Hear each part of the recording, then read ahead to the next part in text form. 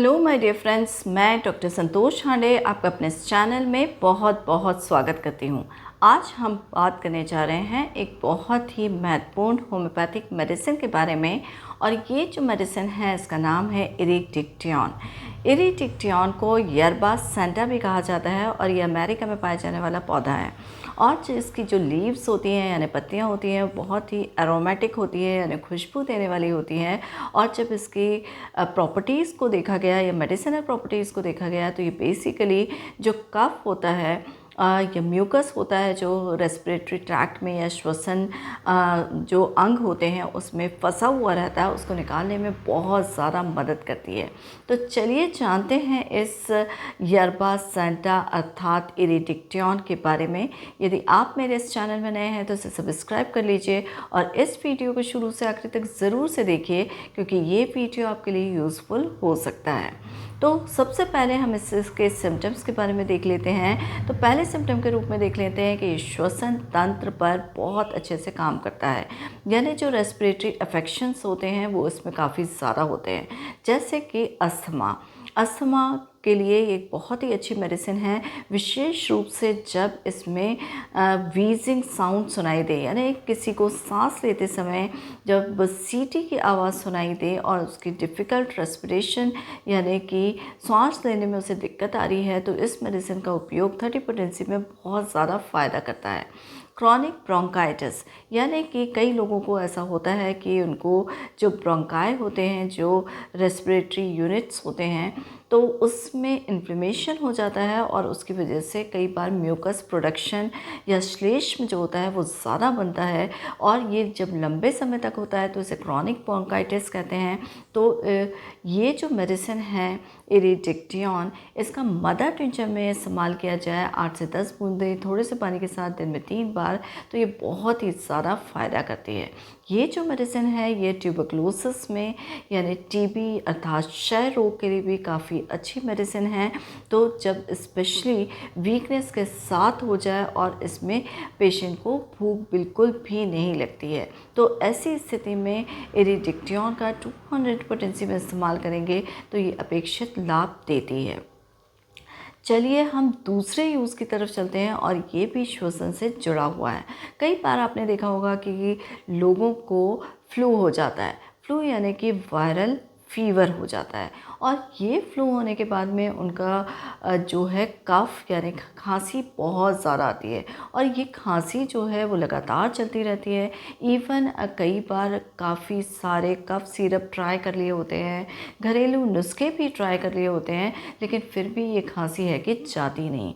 तो फ्लू के होने वाली बात जो खांसी होती है उसके लिए इरिडिक्टियन का उपयोग काफ़ी ज़्यादा फ़ायदेमंद है। मदर टिंचर में इसकी 8 से 10 बूंदें दिन में 3 बार इस्तेमाल की जाएं तो ये बहुत ज़्यादा फ़ायदा करती है। न केवल ये उस खांसी को दूर करती है बल्कि सांस लेने में भी काफ़ी पेशेंट को राहत रहती है यानी कि आसानी रहती है। ये जो मेडिसिन है ये कुकुर खांसी के लिए भी दी जाती है। तो वूपिंग कफ यानी कुकुर खांसी या काली खांसी तो उसमें ये बहुत ही ज़्यादा फ़ायदेमंद मेडिसिन है।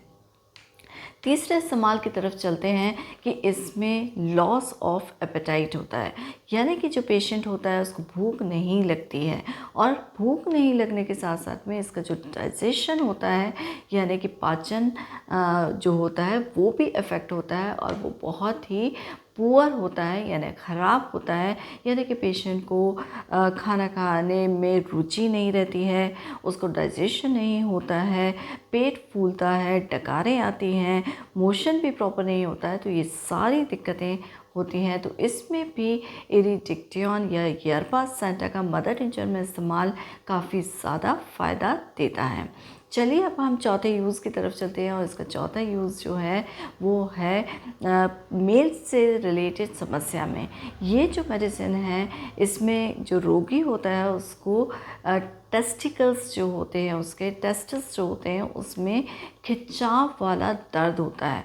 पेशेंट जो होता है इससे बहुत ज़्यादा बेचैन रहता है और इसमें जो अगर थोड़ा सा भी प्रेशर लगे तो उससे पेशेंट की पेन और बेचैनी दोनों ही बढ़ जाती है। लेकिन जेंटल सपोर्ट किया जाए यानी मामूली सा सपोर्ट दिया जाए तो उससे पेशेंट को आराम लगता है। तो ये बहुत ही ज़्यादा महत्वपूर्ण सिम्टम है इरिडिक्टियन का, कि जिसमें कि ड्रैगिंग पेन होता है पेशेंट को इसके बाद में। इसके साथ साथ में पाँचवें यूज़ की तरफ चलते हैं और पाँचवें यूज़ में देख लेते हैं कि इसमें पेशेंट को बहुत ज़्यादा कमज़ोरी महसूस होती है, उसको वीकनेस बहुत ज़्यादा फील होती है, उसको ऐसा लगता है कि उसके शरीर में एनर्जी की कमी है। और ये जितने भी रेस्पिरेटरी ट्रबल्स होते हैं या श्वसन से संबंधित समस्याएँ होती हैं, जिसमें बेसिकली जो होता है ट्यूबरक्लोसिस होता है। ट्यूबरक्लोसिस यानी कि क्षय रोग के साथ में अगर उसको पुअर एपेटाइट यानी भूख नहीं लगने वाली शिकायत है, इंडाइजेशन हो रहा है, उसका वेट नहीं बढ़ रहा है, उसका शरीर से जो है वेट कम होता चला जा रहा है, तो इन सारी सिचुएशंस में हम इरिडिक्टियन का इस्तेमाल करेंगे। मदर टिंचर में ये मेडिसिन काफ़ी ज़्यादा फ़ायदा करती है। 8 से 10 बूंदें थोड़े से पानी के साथ दिन में 3 बार लेंगे तो ये बहुत ही ज़्यादा फ़ायदेमंद मेडिसिन है। तो ये थी जानकारी इरिडिक्टियन के बारे में। आई होप ये आपके लिए यूज़फुल साबित होगी, और यदि आपको ये जानकारी अच्छी लगी है तो प्लीज़ मेरे चैनल को लाइक करिए, शेयर करिए, सब्सक्राइब करिए, बेल आइकन पर ज़रूर से प्रेस करिए ताकि आगे आने वाले वीडियोस का नोटिफिकेशन आपको मिल सके। मुझसे कांटेक्ट करने के लिए आपके पास 3 तरीके हैं। आप मैसेज बॉक्स में जाके अपनी क्वेरीज़ को लिख करके भेज दीजिए, मैं आंसर करूँगी। दूसरा तरीका है कि आप फ्री ऑफ कॉस्ट मुझसे ट्रीटमेंट ले सकते हैं। आप आयुष क्योर ऐप पर रजिस्टर्ड होकर और इसमें अपॉइंटमेंट लेके मुझसे कांटेक्ट कर सकते हैं। तीसरा तरीका है कि आपको जो डिस्प्ले है वीडियो में फ़ोन नंबर, कॉन्टैक्ट नंबर, उसके ऊपर कांटेक्ट करके मैसेज के थ्रू कांटेक्ट करके आप मुझसे कनेक्ट हो सकते हैं, अपॉइंटमेंट ले सकते हैं। तो इसी के साथ stay healthy with homeopathy. Thank you.